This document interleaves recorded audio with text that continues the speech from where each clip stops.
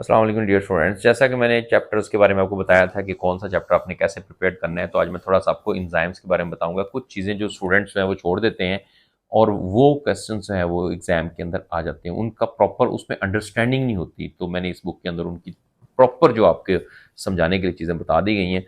और इसमें आप देखें, एक बहुत इंपॉर्टेंट पॉइंट है एनर्जी ऑफ एक्टिवेशन का, जिसका सिंबल है ई ए। तो ये भी आ सकता है, इसका सिंबल क्या है।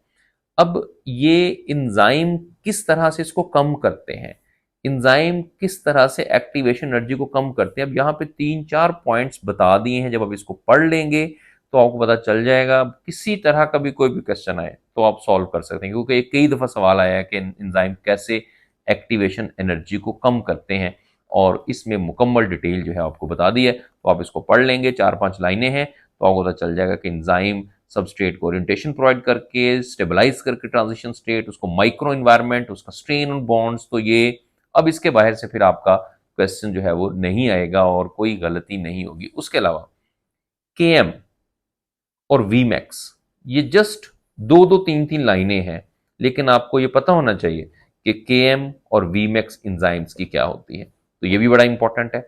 इसके अलावा अब आप जब इंजाइम्स का चैप्टर करेंगे तो इसके अंदर जो क्लासिफिकेशन है इंजाइम की, वो बहुत इंपॉर्टेंट है। क्लासिफिकेशन में आपने इंजाइम्स की क्लासेस ये 6 की 6 प्रिपेयर करनी है अच्छे से, और इसमें रिएक्शंस ये कौन कौन से कैटालाइज करें, आपकी बुक से एग्जांपल दी हुई हैं। और इसके अलावा इसकी जो एग्जांपल्स हैं इंजाइम्स की, कि कौन सा इंजाइम किस क्लास से बिलोंग कर रहा है। So this is very much important. इसी तरह से जो क्लासिफिकेशन है सबस्ट्रेट की बेस पे, ये तो सिंपल है कि प्रोटीएज हैं, कार्बोहाइड्रेजेज हैं, लाइपेजेज हैं, न्यूक्लियसेज हैं, और कौन कौन से हैं इनकी भी एग्जांपल आपने प्रिपेयर कर लेनी है। और जो सबसे इंपॉर्टेंट चीज़ है वो है प्रैक्टिस एमसीक्यूज। तो आपको यहाँ पर मिलेगा, और ऐसे ऐसे क्वेश्चंस हैं जो कि एक्चुअली आपको पता होने चाहिए।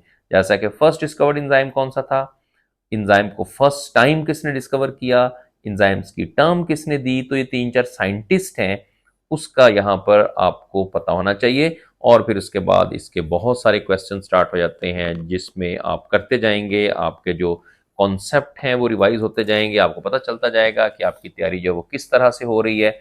और बहुत ही इंपॉर्टेंट कॉन्सेप्चुअल क्वेश्चंस हैं यहाँ पर दिए गए।